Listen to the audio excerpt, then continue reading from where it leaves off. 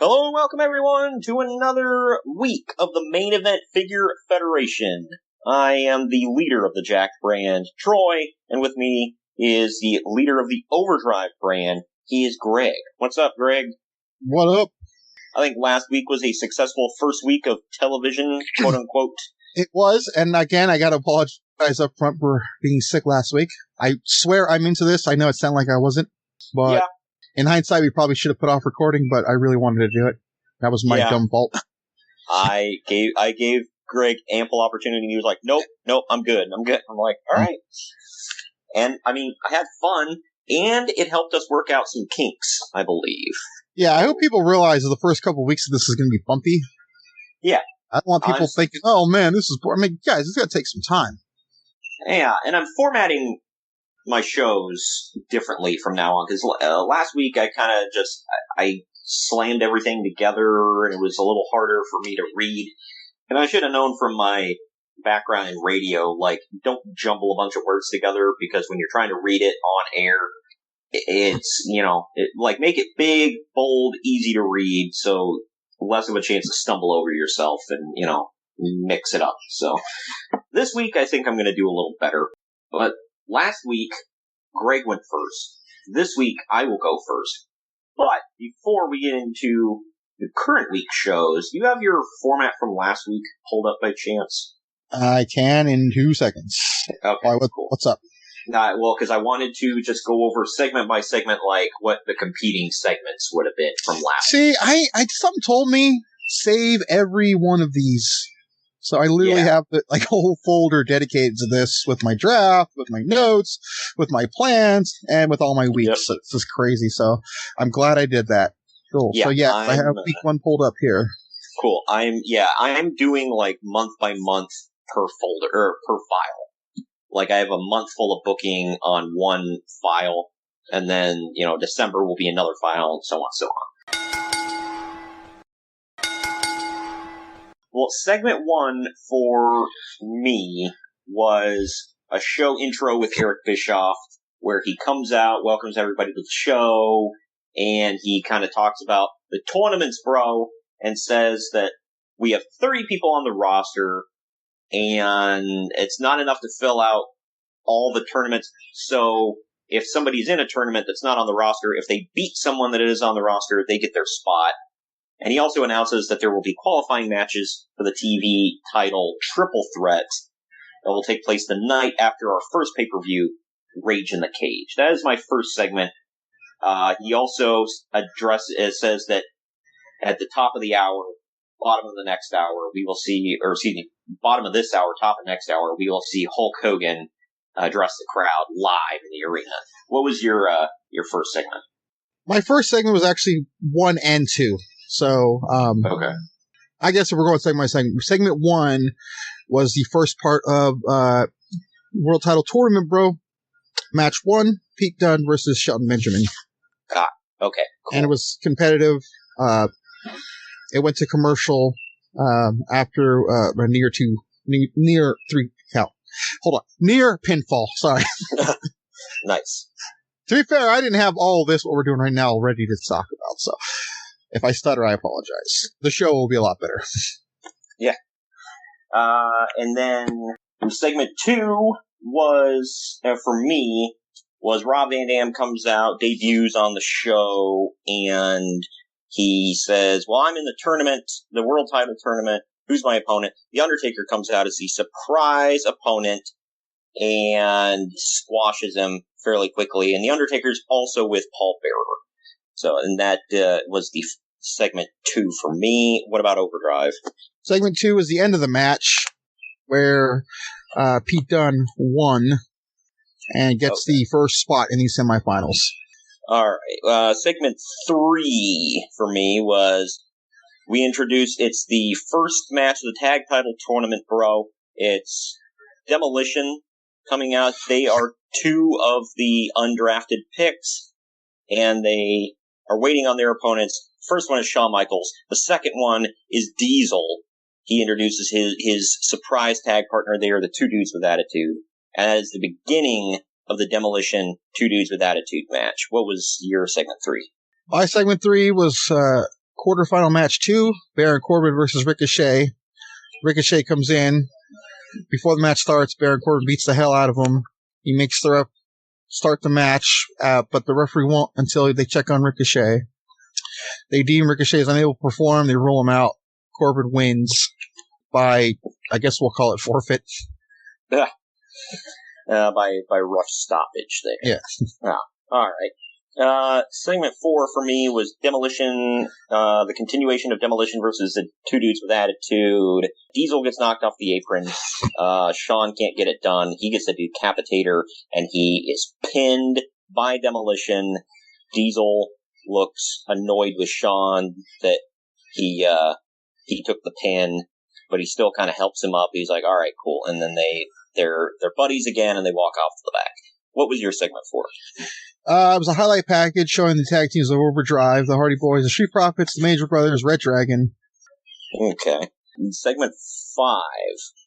Mr. Perfect comes out for a quick promo. He says he's in the TV title triple threat qualifying match, and he brings out his opponent, and it turns out to be Billy Gunn. He comes out with Road Dogg. They have a match, and Mr. Perfect wins, qualifying for the TV title triple threat. What was your Seg 5? Seg 5 was Johnny Gargano versus Andrade. Pretty decent match. Johnny Gargano gets the pin, joins Baron Corbin and Pete Dunne in the semifinals. Let's see. Segment 6 for me was Hulk Hogan comes out to address the crowd. Ric Flair interrupts him. They get into a war of words and say that they hope that they clash in the world title tournament, and they talk trash on each other. What was your Seg 6? Seg 6 was the Sorry, this one was funny. Oh, okay. I know people are, it's stupid. You gotta have some comedy, guys. The segment with Elias in the ring. He's saying he's not gonna wrestle. He's using Overdrive as his platform to stardom. He's interrupted by the Hurricane. Claims he's an evil mutant and trashes his room, and he ends up stealing his guitar. And then says he'll face him next week. His guitar for his magic ring. Nice. I know it sounds stupid, by the way, but like, that's some stupid crap Hurricane would do, so I am very okay with this, so. Right. Seg 7 for me was, we get Jimmy Hart introducing his team to go against the Dudley Boys, and if they win, they will get the Dudley Boys roster spot. He is introducing the Nasty Boys. And then the Dudleys say, well, we knew, Jimmy, that it was going to be one of your teams. We need somebody to combat you. So here's our manager that will keep you away from us on the outside. And they introduce Paul Heyman. Paul Heyman's the official manager of the Dudley Boys on Jakk'd. What was your Seg 7? Seg 7 was Matt Riddle and Bobby Roode. Quarterfinal match 4. So the final match in the quarterfinals, in which Roode won and joined Baron Corbin, Pete Dunne, Johnny Gargano in the semifinals. Alrighty. Seg 8 for Jakk'd was the Dudleys taking on the Nasty Boys. It breaks down into a huge brawl with weapons after the ref gets bumped. Brian Knobbs takes a 3D through a table in the ring, and they pin the Dudley the Dudley Boys pin the Nasty Boys to send them packing. They will not get roster spots, and the Dudleys move on to round 2 of the tag title. Oh no! Hey, no pity city here, just Dudleyville. What's Seg 8 for Overdrive? Seg 8 is a promo package for a mystery person coming to Overdrive. Video ends with the words, he's coming and all will kneel before him or suffer. King Corbin. Oh, wait, no, sorry. He's already there, bro. I know. Alright. Seg 9 for me was Chris Jericho coming out to kind of talk crap on everybody, saying he's going to be the hood ornament of the junior heavyweight division. He's interrupted by Brian Pillman. Says, no, I'm going to be the hood ornament of the junior heavyweight division. Owen Hart interrupts him. Says the same thing to him. And then they're all interrupted by Rey Mysterio. They eventually get into a big brawl instigated by Brian Pillman, and they get broken up, and all that good stuff. They get broken up by security. So big 4-way junior heavyweight brawl, Seg 9. What's your Seg 9? My Seg 9 was the start of the U.S. title match between AJ Styles and Tommaso Ciampa. It was a pretty tough back and forth match. We go to commercial, and that's Seg 9. All right. Yeah. Seg 10 for me was the start of the main event. It was Ric Flair versus Diamond Dallas Page in the Jakk'd heavyweight title tournament. And this goes on to basically DDP goes for the Diamond Cutter. Ric Flair shoves him off. They both kind of take a bump, and that's going into commercial. What's your Seg 10? Seg 10 is the end of the match. At the end, Tommaso Ciampa uses a chair, is kind of deceitful, to win the U.S. Championship. All right. And Seg 11, I remember what yours is, because I just edited the show, but Seg 11 was the continuation of Flair versus DDP. After a long match, Flair finally uses some underhanded tactics with a low blow and grabbing the ropes to pin DDP. And then he starts to attack DDP's legs after the match, goes for the figure 4, and Hogan comes out to help and chase Ric Flair off, and he helps DDP to his feet, and we end with Hogan must pose at the end of the first episode of Jakk'd. Because of course. Oh, yeah. Well, it's like 11 for y'all. Ciampa's leaving with the title, and then Corey Graves stands up and says he has a letter to read, and GM says he wasn't here, but he saw. He's going to make Corbin and Ciampa pay next week. They're both in handicap matches, and then Corey Graves makes a smart-ass comment and says, "Oh, great, we're going to do this anonymous GN thing, real original." Then makes another backhand comment and says, "But the check cleared, so I'll be here next week." And then there's a graphic at the end that says Elias versus Hurricane, and the handicap matches for next week. All right. So that's the end of those shows. Let's get right into this week's episodes of Jakk'd and Overdrive, if you are ready. I am. Okay, well, let me... Sorry, I didn't know that was a question. Oh, yeah. Let's dive right into episode 2 of Jakk'd.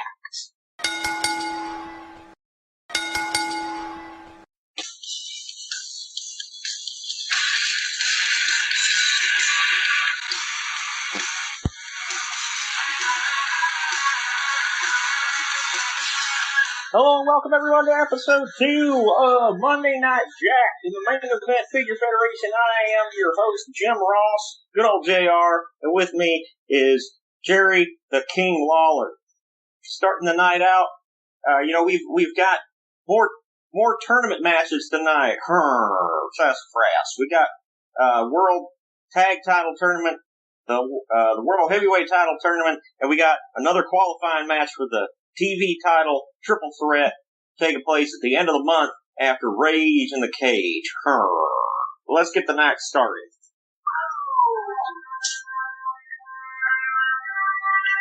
Alright, Ric Flair making his way to the ring to start episode 2 of Jakk'd.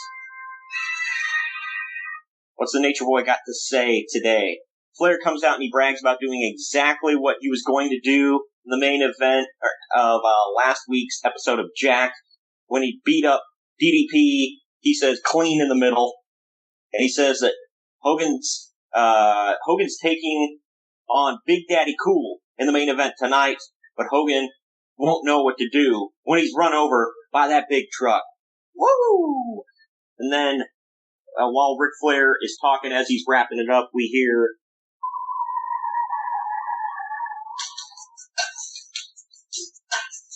the bad guy, Razor Ramon, comes out to interrupt Rick. He comes out and he says, don't get too cocky, Chico, because, well, first of all, he says, hey, yo, but that's kind of implied. He says, don't get too cocky, because in round dos of the tournament, he could get put down by the bad guy. and he's gonna cut him up. And then as Razor's getting face to face with the Nature Boy, we hear the Olympic gold medalist Kurt Angle. He comes out and he tells, he gets into Razor's face and he says, I don't know why you're so confident, because you're going to be facing me, the wrestling machine, in round 1 of the world title tournament. And he tells him he's only got 2 options, tap or snap. And as they're getting face to face and jaw-jacking, Flair just quietly slips out of the ring and walks away. He doesn't want any part of this. But after that, we go to commercial break. When we come back from commercial break, we've got our first match of the night.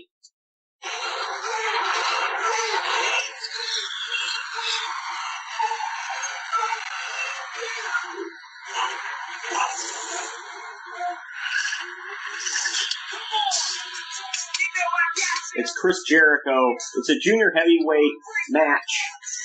It's not for anything. It's just in the junior heavyweight division. Chris Jericho starting us off against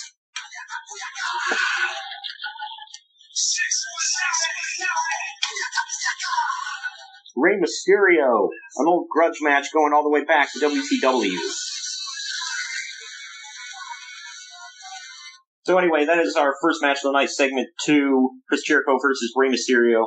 It's back and forth for a while until Jericho gets the upper hand with a hot shot over the top rope, some mask pulling and twisting and whatnot, just going after the mask repeatedly to mess up Mysterio.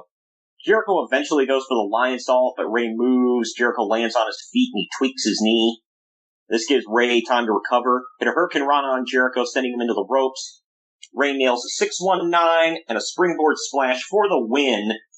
As Rey is celebrating in the corner, Jericho recovers and he jumps him from behind. The 2 men brawl into our second commercial break of the night. So Mysterio beats Jericho to kick off the junior heavyweight division madness here on Jakk'd. But while we come back from commercial break, the 2 junior heavyweights are still brawling in the ring. They can't break them up. Security's pulling these guys apart. They're getting vicious, and then we hear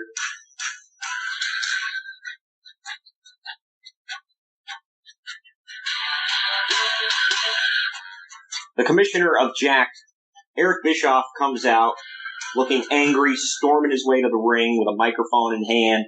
He says that they need to break it up, and next week he's going to have a major announcement for the junior heavyweight title, and it's going to involve a match at Rage in the Cage. Jericho and Mysterio are eventually pulled apart. They finally give up the ghost. Now they go to the back and let's wait for next week. But now we go to a world title tournament match, bro. Jerry Lawler stands up at the commentary table. He's got a microphone in his hand. And he says he's going to be the greatest wrestling commentator of all time and prove that he's the true king of wrestling when he wins the Jakk'd World Heavyweight title. Out of nowhere, as he's running his trap, we get his opponent for the night. It's Sting, it's Sting.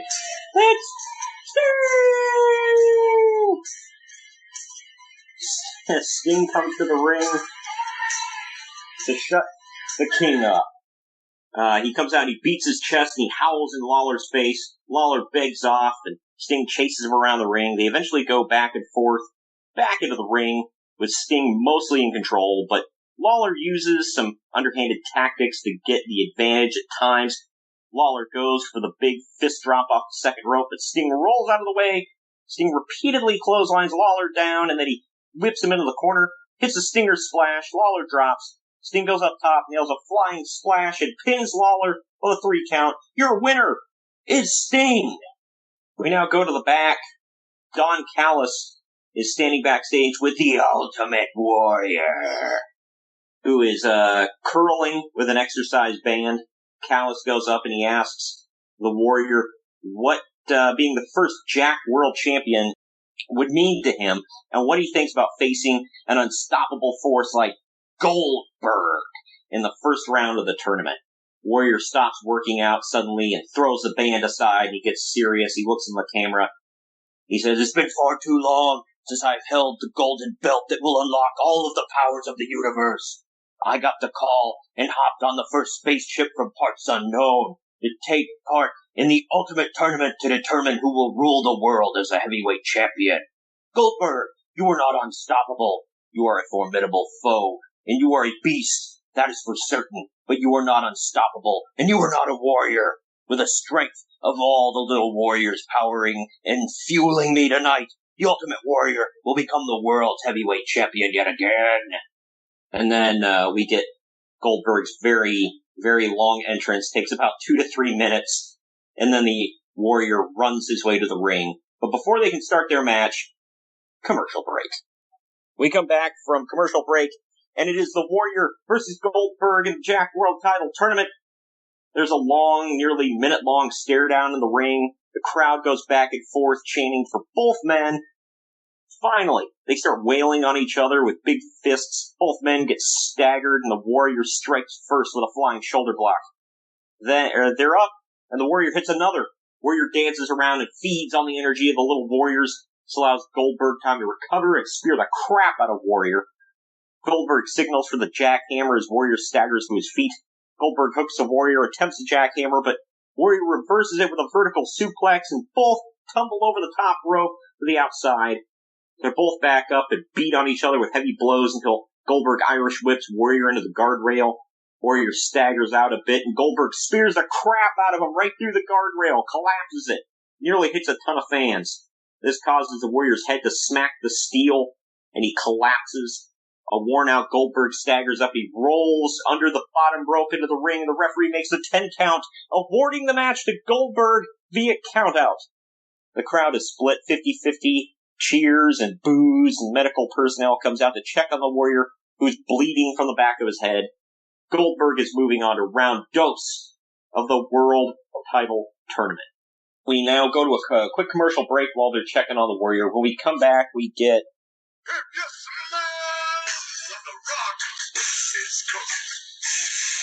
The Rock comes to the ring. He's not scheduled for tonight, but he's got a microphone in hand. He's got something to say. The Rock's music hits, he comes to the ring, and he says, "Finally, The Rock has come back to Monday nights. So far, you've heard from Hulk Hogan, Ric Flair, and every other jabroni under the sun about winning this Jack World Heavyweight Title Tournament. The only problem is that everybody seems to have forgotten that the Great One is on the Jack brand, and he's here to whoop some candy ass and take some names. When you ask who the first World Heavyweight Champion will be, there's only one possible answer, and that's the jabroni-beaten, pie-eating, trailblazing, eyebrow-raising people's champ." And he gets suddenly cut off by...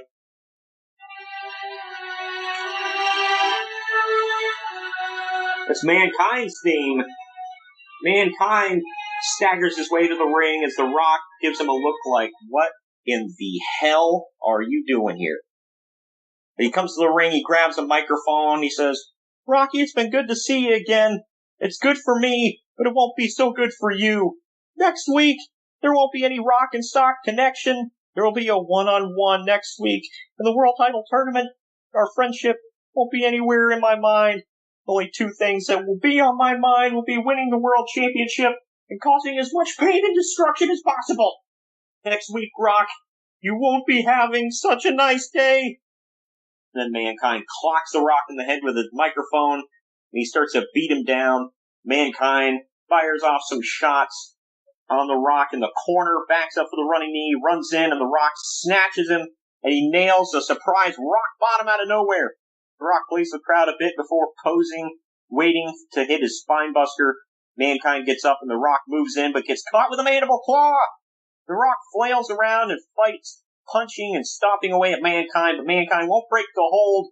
Mankind squeals like a pig as The Rock falls, passing out. Security rushes in and breaks the two men up. And that is the end of that segment. Seg 8 here. We're closing in on the end of the show. We start Seg 8 with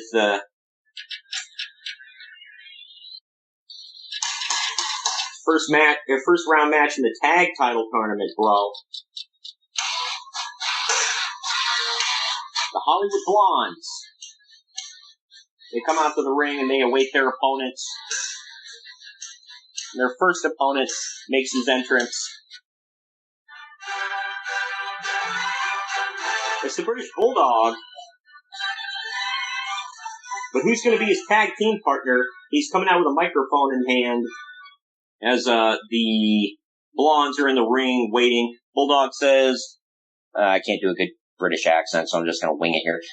I've always been known as somewhat of a tag team specialist, so I wanted to jump in this tag team title tournament to prove my worth here on Jakk'd. But the problem was I needed a tag team partner. Who could I possibly choose to stand shoulder to shoulder with me that I can trust me completely, and has a history of success with me? I made one phone call, and I got myself a partner. All of a sudden, we hear...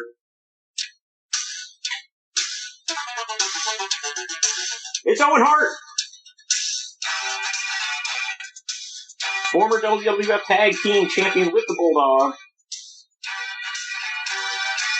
I don't have a Jim Cornette, mother effer. So they don't have a manager this time. But he didn't come out of a box either, so. I know. He could have come out of a Canadian box, but he did not. But, dude, that would be, a hockey sin bin. Oh, wow. Anyway, Owen Hart comes out. Bulldog smiling from ear to ear. They shake hands. They go to the ring as the Blondes are trying to strategize. So we got the Hollywood Blondes versus British Bulldog and Owen Hart. First round match of the tag team title tournament. It's back and forth for a while. Old school tag team match. Owen eventually makes the hot tag to Bulldog. Bulldog runs roughshod on both of the Hollywood Blondes. Pillman manages to distract the referee so that Stunning Steve can hit a low blow on Bulldog. Owen charges in, charges at Austin, and Austin nails Owen with the stun gun. As Bulldog is still recovering from the nut shot, Pillman hits Ear Pillman on Bulldog, allowing Austin to pin him for the 3 count and the win. Your winners. Moving on to round 2, the Hollywood Blondes. We now switch to the back, segment 10 here. Diesel and Shawn Michaels are in the back, chatting in the hallways. The cameraman rushes up close enough to hear and see what they're talking about. Both, but he's trying not to be spotted so he doesn't distract them. Both men look pretty annoyed with each other. Diesel says, "Look, I was honestly trying to help you out last week. It would have been great to hold tag team gold one more time, but you couldn't hold up your end of the bargain, Shawn." And Shawn says, "Whoa, big man. If there's one thing you can never accuse Heartbreak Kid of, it's not holding up his end of the bargain. It was just a stroke of bad luck last week. Plus, Demolition is the more experienced team overall. It happens. But you're in the main event tonight against Hulk Hogan." Diesel says, "Yeah, I'm in the main event. This is a big deal. You know what the tournament means to both of us. Main events, winning titles, they all translate to more money. So tonight, I don't care if Hogan's the biggest star in the history of the industry or not. He's getting the jackknife." Shawn says, "How about I make it up to you for last week and watch your back out there tonight? Hogan's pulled some dirty tricks out from his red and yellow sleeves in the past." Diesel says, "I don't know." Shawn's like, "Come on, big man. You know you'd like some insurance against the Hulkster." Diesel says, "All right, dude. You're right. Let's get the band back together one more time." They high-five and they walk off. We get our final commercial break of the night, because when we come back from commercial break, it is our main event. We get first round match of the World Title Tournament yet again.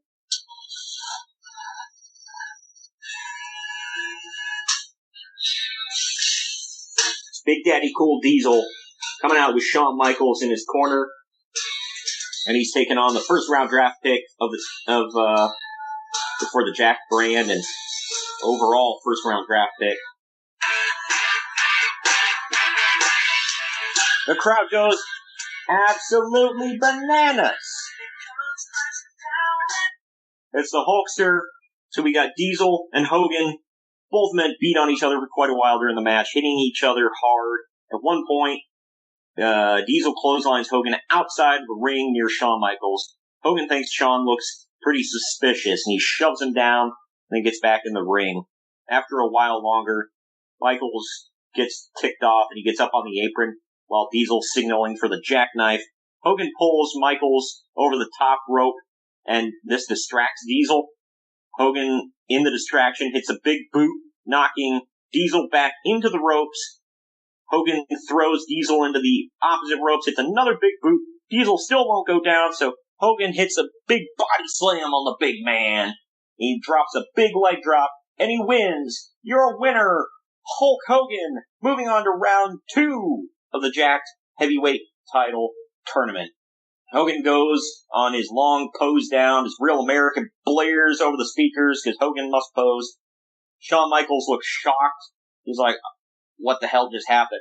And he tries to help Diesel out. Before he go off air, Diesel staggers to his feet. He just shoves Shawn Michaels right on his butt as Hogan poses in the background.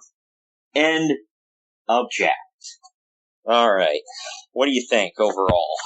I liked it. Yeah, I like some of the voices. I will probably not be doing the voices, but yeah, Greg's not known as what we call a mimic.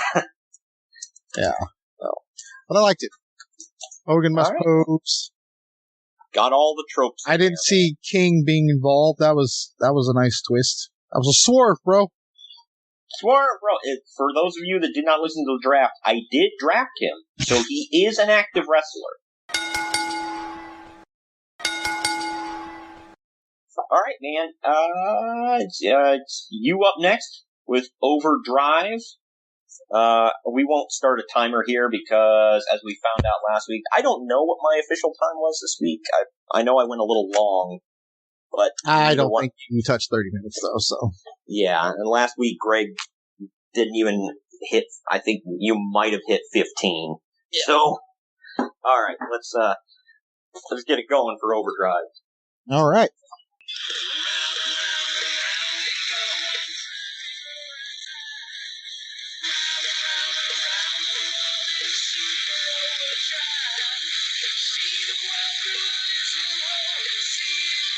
Okay, welcome to Overdrive. Tonight we have a stacked card. We'll also get our first taste of the Overdrive Tag Team Division and an announcement for Ignition, the inaugural pay-per-view. Segment 1 is Elias versus Hurricane. Elias is already in the ring. Didn't come out with any music or anything because he does not have his guitar, as everyone knows. He says Hurricane is living under power lines as a child, clearly fried some of his brain cells. And then all of a sudden, stand back! There's a hurricane coming through! All right. Hurricane makes a zipline entrance with Elias' guitar on his back. Elias demands his guitar back and asks Hurricane if he knows that superheroes are fake. Hurricane's eyes get huge and he attacks Corbin. Hurricane climbs up to the top rope, and the bell rings as he's climbing. Hurricane does a diving crossbody on Elias, gets the 1, 2, 3. Elias is stunned as Hurricane once again grabs the guitar and runs off. Segment 2. Corey Graves gets in the ring and has a statement to read. It appears Corey Graves is now the official spokesperson for this mystery GM. The GM is not happy about Corey's attitude at the end of the show last week, so Corey is forced to make a formal apology. Says he's still a wrestling fan, but doesn't want to see rehashing of failed wrestling moments. He waits and looks and says Hornswoggle's not going to pop out from under the ring, is he? Okay, good. He said for the sake of his job, I apologize to the GM and the Overdrive fans. He goes back to the announce table and asks Gorilla once again, are you behind this monsoon? Gorilla Monsoon again assures Corey that he is just an announcer and his WWE President days are just that. WWE. Segment 3. Ain't no stopping me, no!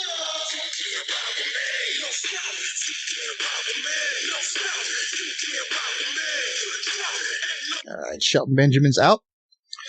His opponent for the night is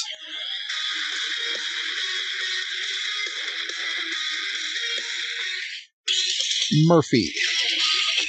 Okay, we get a semi-competitive match. Gorilla Monsoon says last week was one of the best performances he's ever seen and can see a big future for Shelton Benjamin. As Benjamin jumps to hit pay dirt, Murphy grabs the top rope. Benjamin falls back, hits his head on the mat. Murphy then hits Murphy's Law for the win. Corey then asks Gorilla if this is the future he was talking about because all he sees is zeros in Shelton's win column. Yeah, but he's the most. Is he the most pure, like the biggest pure athlete on the roster? I toyed with saying that, but I didn't want to be cliche. I feel like JR said that every week, like 5 times during a match. Well, currently, in current product, every black athlete is the greatest athlete. That's just the way it is.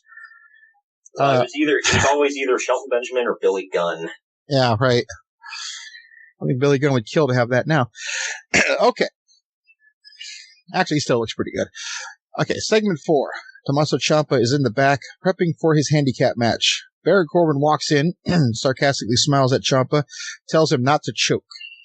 Ciampa tells Baron he'll be the one choking if he doesn't get the hell out of his locker room. Baron remains standing with his arms crossed and says that Ciampa may be United States champion, but even if he wins his match and keeps it, he'll always be the second best on the show behind Corbin, the soon-to-be Overdrive champion. Corbin seems to back down, but then lunges at Corbin. Ciampa seems to back down and then lunges at Corbin, and they begin to brawl until multiple officials and security separate the two. All right, we go to commercial break.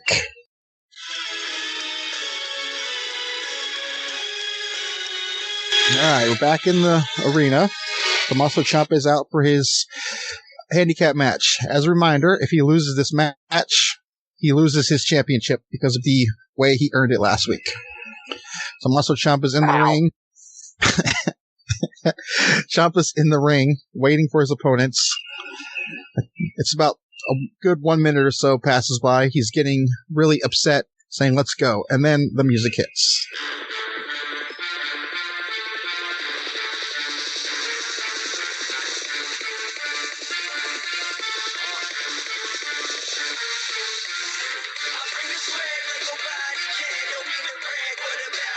All right, Street Profits are making their Overdrive debut.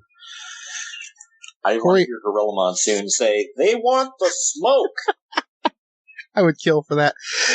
Corey tells us that these two men are some of the most entertaining and talented wrestlers in the world, but tonight they're facing an angry Sicilian psychopath, and this may not be a night for wanting smoke.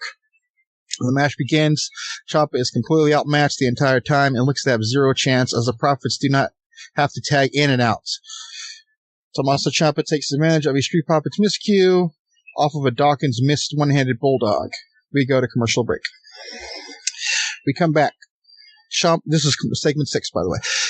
Ciampa shoves Dawkins out of the ring, hits a DDT on Ford. All 3 men are down as Baron Corbin comes out and starts yelling at Ciampa. He rushes to the side of the ring, attempts to get Ciampa, but security is stopping him. Ciampa is standing in the ring, telling Corbin to get in and fight him. Corbin eventually gets past the security, gets into the ring. Ciampa is now on the apron as Montez Ford has slightly recovered. Ford climbs the top rope, makes a leap to the outside, landing on Corbin, Dawkins, and all the security. The referee in the match, meanwhile, is counting. Dawkins gets to his feet and goes to help up Ford. They get distracted at Corbin being there and get into a shouting match. All of a sudden, the bell rings, and Tommaso Ciampa is announced as the winner by countouts and retains his championship. Ciampa and Corbin continue to bicker back and forth as we cut to commercial break. Segment 7. Seeds planted.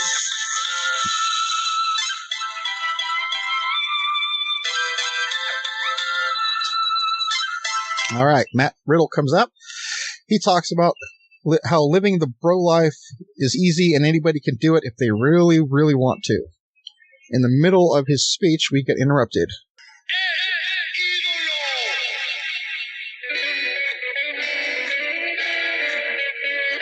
Okay, Andrade comes out.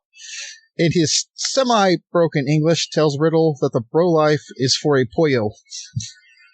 If anybody knows what that means, it means chicken in Spanish. It's their way of not wanting to fight like men. Riddle tells him he has no problem fighting and challenges him to a match. We get an impromptu match as Andrade accepts. They get in. They go back and forth for a few minutes. Riddle gets the upper hand. Riddle hits a bro to sleep and gets a 2 count. Andrade slightly recovers and starts striking back. Riddle hits a side kick, knocks Andrade to the corner. Riddle tries to capitalize with a running knee, but Andrade moves and Riddle hits the upper turnbuckle. Andrade quickly hits the hammerlock DDT for the win. Segment 8. We see a video package highlighting last week's World Title Tournament, bro. It is announced that next week, Pete Dunne, Johnny Gargano, Bobby Roode will all sign contracts for their matches at the Ignition pay-per-view, and Baron Corbin may or may not be involved in this, depending on how his match goes tonight. It is also announced for the pay-per-view that the finals of the tournament will be a 30-minute Iron Man match. There will be no lucky 1 pinfalls for this one. Segment 9.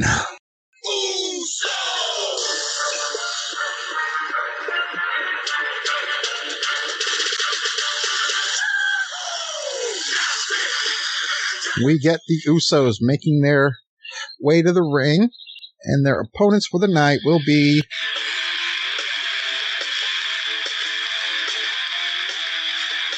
the Red Dragon, Bobby Fish, Kyle O'Reilly. Both teams enter to a major ovation.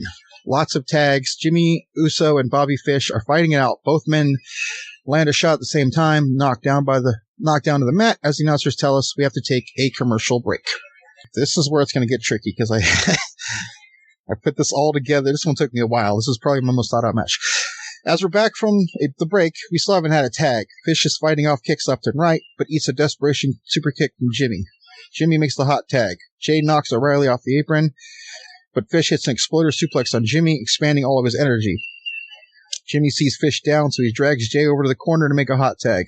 Jimmy tags himself in, goes to the top rope for a big splash. He lands it, but Fish kicks out. All four men are completely spent. Jimmy and Fish are back to their feet. Jimmy goes for the Samoan drop. As they're battling, O'Reilly lands a KO kick on Jimmy and saves Fish. Fish falls back and tags in O'Reilly, who goes crazy, knocking down each Uso as they get up. Fish regains some energy and tosses Jay to the outside. They proceed to hit Chasing the Dragon on Jimmy for the win. Whew, okay. I can't believe I got that out without stuttering. Okay. Wow. Segment 11. Final match of the night. Here we go.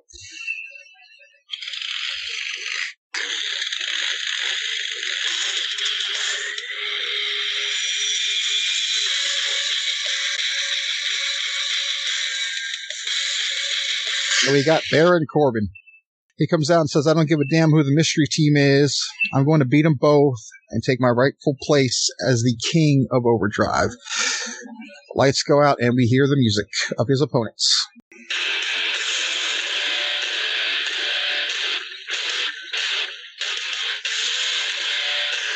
It is the Viking Raiders making their Overdrive debut. People may wonder what's going on. They were not drafted. They are 2 of the surprise picks that were drafted in the supplemental draft. Full disclosure, I did not take them in the draft because I did not have the figures just yet, but they did arrive. So I did some pre-planning. Okay. Are you still calling them the Viking Raiders?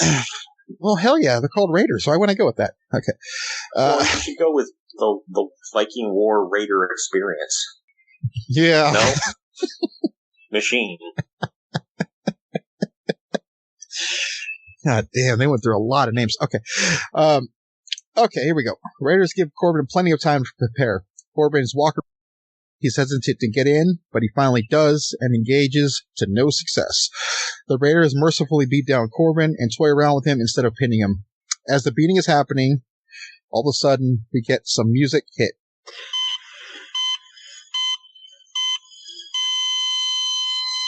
Corbin hears the sound of the beats, is looking all over for Tommaso Ciampa. We don't see him. As the Raiders mercifully beat down Corbin even more, Ciampa is all of a sudden walking down to the ring. The Raiders back off and let Ciampa taunt Corbin, who was lying almost lifelessly on the middle rope. He smiles at Corbin and waves bye to him. Corbin then flips off Ciampa. Ciampa continues to smile, so Corbin spits at him. This enrages Ciampa, who then hits Corbin with his United States Championship belt, pal. The referee calls for the bell and awards Corbin the DQ victory. The Viking Raiders become outraged and go after Ciampa, who escapes through the crowd. they turn their attention to Corbin and deliver the Viking experience as we go off air. Corbin escapes tonight with his championship match or semifinal spot still intact. And that's the show. Nice. I like the ending there. I thought you were gonna have Corbin lose. And I was like, I'm waiting to see, like, how is this gonna work? Yeah.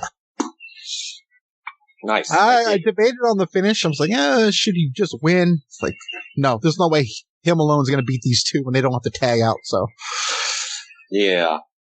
Well, that's it's like a predicament where it's a predicament that I put myself in on purpose because I was like, well, in real life I'd want to see this, and I think it would do great if it was actually on TV. Like, if you could take people from their prime.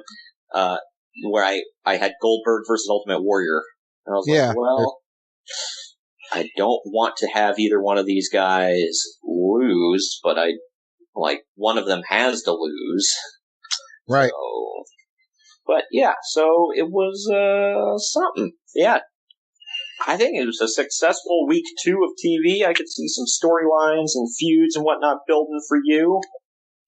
I'm trying to plant some seeds in mine between all the stuff with the tournament sprawl.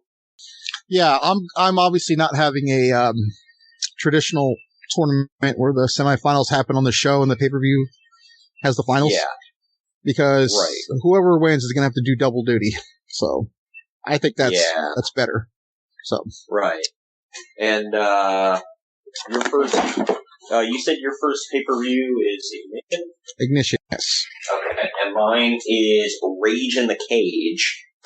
We may have to exchange pay-per-view names later. I mean, it's highly unlikely, but you never know. We might have doubled up. Yeah, we've never discussed that with each other. It's like, hey, what are your pay-per-view names? But yeah, so I'm pretty sure you and I have completely different ones, but we'll have to see.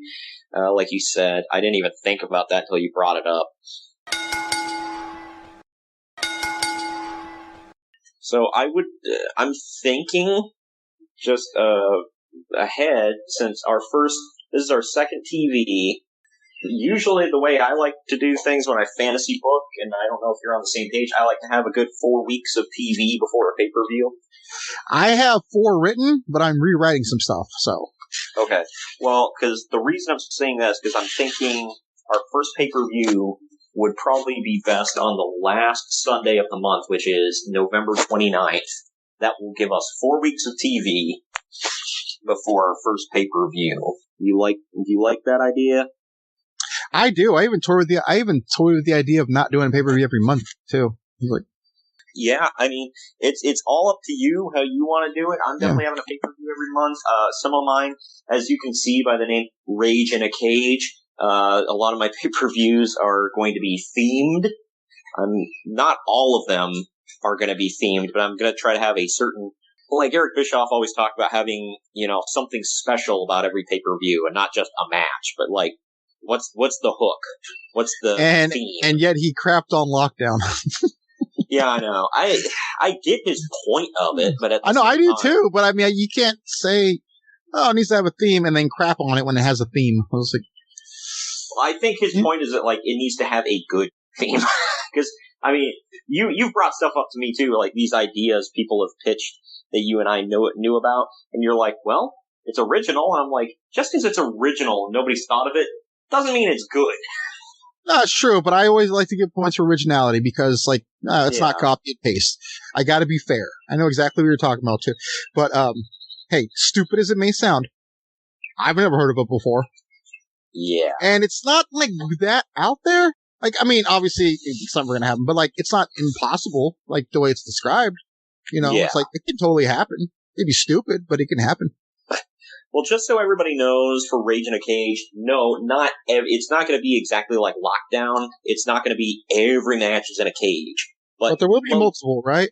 Yeah, there's going to be multiple cage matches. Kind of like Hell in a Cell, where you had, was it 3 this year? Yeah. They usually do, like and 3. This is the rare instance where every Hell in a Cell match was great.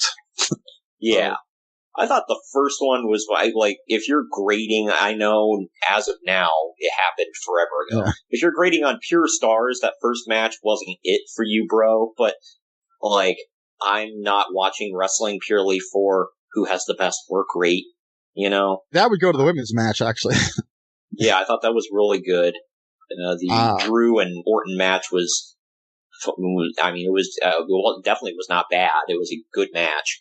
I thought that the Roman and Jey Uso was some of the best work WWE's ever done, as a whole. Yeah, in an emotional sense, yes, that's for sure.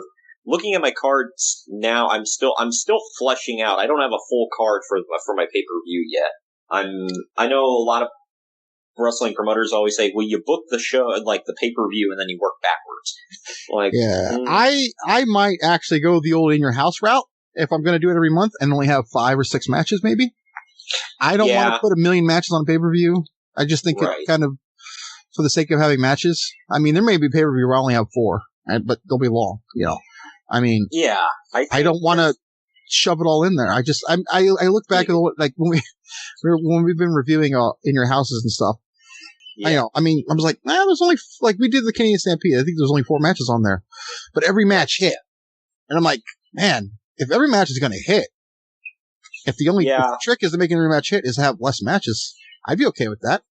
I might, and it also plays to our roster sizes too, because we quote unquote only have 30 people on our roster. Yeah. And obviously, if we're going to do a pay per view with a battle royal on it, which I do eventually want to do, in the future, not to spoil anything, but I'm going to have a battle royal on a show. So some people are going to have to play double duty. That's just the way it goes. But I don't want to shove everybody on my roster on every card, on every pay-per-view just to fill out matches. I'm a huge baseball fan. So some people will get this. You might too. A starting pitcher doesn't play every game. Right. Relievers do not pitch every game. Maybe they pitch quite a few, but they also have a couple of days off. You have to take that into account. It's not like football or basketball where they're playing every single minute. Right? It's like, yeah. I look at it like that. It's a pitch. Like baseball's like a slow, methodical sport. Like every pitch is different. You never know what's coming, and that's how I'm kind of booking it. Like I'm not going to sit there and have everybody on the show. Like there's people. I haven't even debuted my number 1 and number 2 guys yet. Full disclosure, I have plans for them, but it's just the point. Yeah, and I'm working on these, and the reason I haven't built up any specific matches for the card yet, those will be fleshed out in the next 2 weeks. But there are some matches where I'm like, well, I know for a fact I want to have them at the pay-per-view, and some people might question. They're like, well, because I've been building up one match for the future, that triple threat for the TV title, and I'm sure some people are like, why would that not be at the pay-per-view? Because it's a TV title. And, I want to advertise, hey, the night after the pay-per-view, don't tune in just because it's the night after the pay-per-view, but we're going to crown a new champion. Well, now you're just using logic. That's stupid. Yeah, how dare I? So we're going to crown a new champion. Obviously, so far we have Mr. Perfect that is qualified. We did not, looking back at it, I didn't notice, and it's the way that it worked out and who I want to have in the match. We did not have a qualifying match this week, but the next 2 weeks we will. I have to, or I guess I could have one at the pay-per-view, but so that's going to happen. And the pay-per-view, I don't know exactly what tournament matches I want to put on there, because for TV we're being more strict.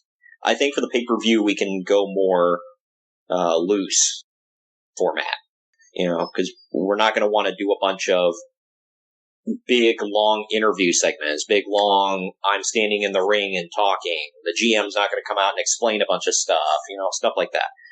So the pay-per-view is going to be very different, and we're trying to keep it as real life as possible. Yeah. And you and I have always complained about shows that we've watched where we're like, why are they doing this on pay-per-view? Like, we get it, it's advancing stuff, but it's almost like advertising the show we've already paid for. I've always been of the mind that pay-per-view should be either a big chapter in the story or a blow-off. It should never be a start. Yeah, and I mean, unless it's like a run-in, like someone heel turns, obviously that's different, but like... Yeah, don't give me a big, long, basically an advertisement for what I'm about to see. I mean, the packages and stuff before matches, that's different. But I'm talking like, like long, get in your face, two teams, for instance, two teams that have already booked to fight each other on the card. Why am I having a 10-minute segment of them arguing with each other in the backstage area or in the ring or something? Like that could have been done on TV to build this up. Right. So I'm curious what people think who was going to be my champion, by the way, because I put 4 guys in, and I know a couple of our listeners think they have it pegged. It's between Rude, Corbin, Dunn, Gargano. Yeah. And I know a few people probably think they know. Do you? I'm curious. I'm curious. I don't know. I think I know, but you've been like tricking me like the last few weeks with results on stuff. Like I never would have called Ciampa over Styles for the U.S. title. So, and I like that. Well, yeah, full disclosure from the beginning of this, he was one of my top guys. Yeah. Yeah. So you and I mean, I'm trying to be a little unpredictable. You're trying to be a little unpredictable. You and I talked about this where, with our draft, the way we did it and why we did it, you were trying to leave more, like you wanted to go more modern, but at the same time, you didn't want to draft a bunch of dudes that obviously I'm limited to. Yeah, I felt it was really unfair. I wanted to clear that up too. I mean, like, I know, but it's like, everyone has to realize, I could have taken Austin and Rock and Flair and Goldberg. Yeah, I mean, I could have. I mean, in hindsight, maybe there's one of those I wish I would have taken, but, TJ's limited to what he can take because Jakks stopped making figures 10 years ago. Yeah, and they're not sold in stores. Almost anybody on the roster right now does not have a Jakks figure. There's many, many people. And and obviously I have their figures because I'm an avid collector. So like I have majority of today's roster, and then you don't. It's like, okay, I wouldn't be fair to do that because that'd be stupid, and not fair and might ruin the whole point of this, Right. Like I look at my collection right now, I'm like, okay, you could have taken Red Dragon. There's no way in hell. You're right. Yeah. So I'm like, why wouldn't I utilize them? Because, they're awesome, but like, instead of like, I could have taken, Goldberg and Rock and like, what's that going to leave you? I mean, you can't take, I don't know, let's say Ciampa or Styles. I could take Styles, actually. Does he have a Jakks figure? Yeah, when they started making TNA figures. Oh, that's right. Well, that's right. They did the deluxe. Okay. Well, that was the one Gargano's one. You couldn't have taken him. So, like. Right. The Styles one I was actually thinking about. It's like, that was one I was doing kind of the reverse of what you were doing. Because I'm like, I could take Styles. I don't need Styles. You're probably going to take him. So. See, the fact that I now know that you could have, kind of a sigh of relief. Because that was one I had big plans for. Yeah. And I didn't realize, if anyone goes back and listens to our draft, I drafted him kind of late. Because I'm like, TJ can't get him. Right. Now I'm realizing you could have. So it was just worked out my favor. And there were only a couple in the draft that I took that you were planning on taking, or you were thinking about taking at least. So, which is why I took the Hardy Boys first. Right. Like, it was like, I'm a Jeff Hardy mark, as everyone knows, but like, really 1 and 2? I'm like, well, I had to because I wanted them, and TJ could get them. And they were actually on my board. They were deep. They weren't like I was going to draft them in the top 5 or 10, but they were on the list, so it's not like they weren't there. Yeah. But yeah, so full disclosure, the only one you really yanked from me that I had plans for is Kurt Angle. Yeah. Well, and then the one, if I remember, you told me, because when I drafted Goldberg, you were like, got to take him off my board now. I had him on my board late. Yeah.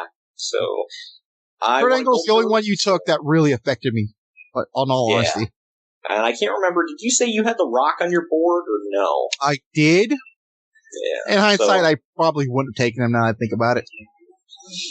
Yeah, I could have cameos later because we did agree to have cameos, so I got plenty of room for that. So, yeah. And we've got other stuff in the future planned. If you guys want to see all the rules, whatever, definitely go to Instagram or Twitter. We're at @main_event_marks. It's at main event collector on Instagram. That's mostly great stuff. He posts figures and figure talk and all that, and he will be posting stuff about this. And he does share the podcast. It's just not talk about the podcast per se. I'm talking the weekly Wednesday podcast. If you're tuning in, I mean that's the whole point of this Instagram too. Right, yeah. And we're trying to expand the main event brand, so to speak, and and I go on Reddit. If anybody goes to if you're finding this on Reddit, cool, thank you. I'm on the Fantasy Bookers Reddit page or whatever, and I try to share this stuff on there with the links and whatnot to the shows. Hopefully you're enjoying what you're hearing, and you stick around for more. If you have suggestions, if you have predictions, or whatever, please hit us up on social media. Facebook as well. It's facebook.com/main-event-marks-pod. I've actually not done much on Facebook because I don't really use Facebook anymore, so... Yeah, to be honest with you, most of the time I have the Facebook hooked up to our Instagram, so whatever gets shared on the Instagram instantly goes to Facebook. And I pin the newest episodes to the top. So, as of the posting of this, by the way, I just want to pimp our other the actual podcast that made this all possible, the weekly Wednesday podcast, Main Event Marks. Obviously, if you found this feed, you know what it is. Our latest episode that we have posted was World War III, WCW World War III 1998. That was this past Wednesday. It was the last one, so it was historic, and I think Greg and I had some fun with it. Which one was it? World War III 98. Oh, okay. Sorry, we've been recording so much lately that everything's running together, honestly. So, yeah, we did have fun with that one. Yeah, and we're trying to get ahead a little bit. Life is changing. Things are changing. The world is crazy right now. So we're trying to get stuff packed in. I feel like at this point we're just recording whenever we can to get stuff in the can.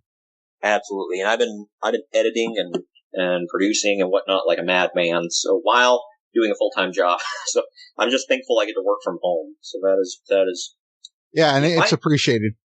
All right, man. Well, this was fun. Like I said, definitely listen to World War III this coming Wednesday. In 2 days from the posting of this on the Wednesday podcast, we're dropping Survivor Series 1996. As of the recording of this, we haven't recorded that podcast yet, so yeah, we'll get on it. I am excited as hell for that one. That's going to be the first one we review where I'm like, man, this is an amazing show. Yeah, Survivor Series 1996. If you want to get in the mood for it, listen to our Buried Alive episode from this past month, because it was the last pay-per-view before this. Was that just a coincidence we did that? It was. I didn't seek out to, but you and I were looking at. I specifically remembered that show. So did you, and I think you were. I gave you options of which Survivor Series you wanted to cover this month, and you jumped on that one. And then we also picked 2006. So it's like the 10 years apart. How is that's a forgotten good one, actually. It's like a quiet good one. Yeah. So and it involves CM Punk. There you go. Well, that's a dream team. We'll get into that on the pod, but man, that's a dream team, that CM Punk team. Yep. Yeah, for sure. I mean, that's 5 Hall of Famers right there. I don't want to spoil it. Okay. But that's it for TV Number Dos. We will see you next week with another episode of Jakk'd and Overdrive.